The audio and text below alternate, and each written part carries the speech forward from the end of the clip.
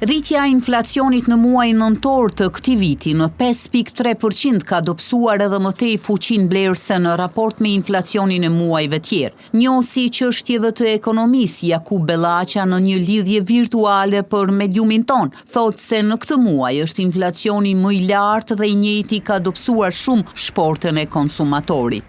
Muajin nëntor kemi një inflacion prej 5.3%, faktikisht është inflacioni më i lartë mesatar, domethënë në këtë vit, po edhe ndër vitet e mëhershme.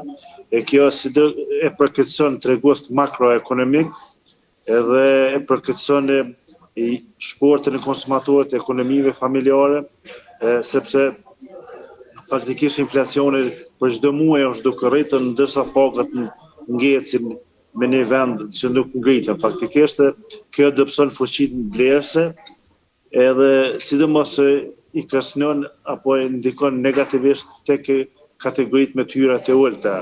Ekonomisti Bellaqa tutje vuri theksin edhe te statistikat e rritjes së inflacionit nga muaji korriki këtij viti.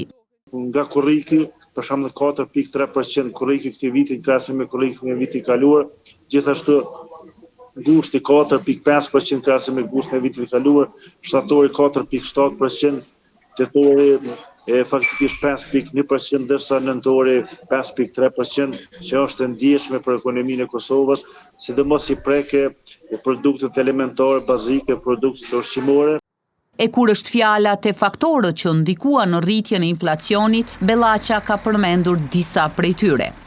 Që ka ndikuar më shumë është faktorat e brendshme, si faktorë e brendshme energjetik është sidomos gjashtor ngritja e çmimit të energjisë elektrike 16.1%, gjithashtu faktori tjetër është thjesht mosformimi i institucioneve qendrore, qoftë parlamentit, qoftë qeverisë, që ka ndikuar që mos të ketë mekanizma efikas që të krijojnë një ekuilibër social.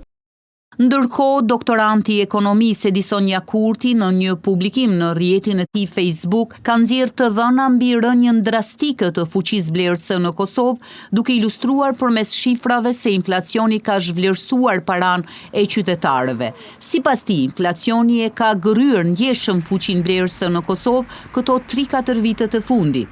Në vitin 2014 me 100 euro të vitit 2019 do të mund të blini mallra shërbime në vlerë rreth 105 euro.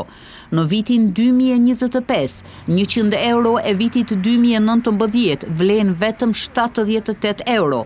Atë që në vitin 2019 e blini me 100 euro, në vitin 2025 na kushton rreth 128 euro.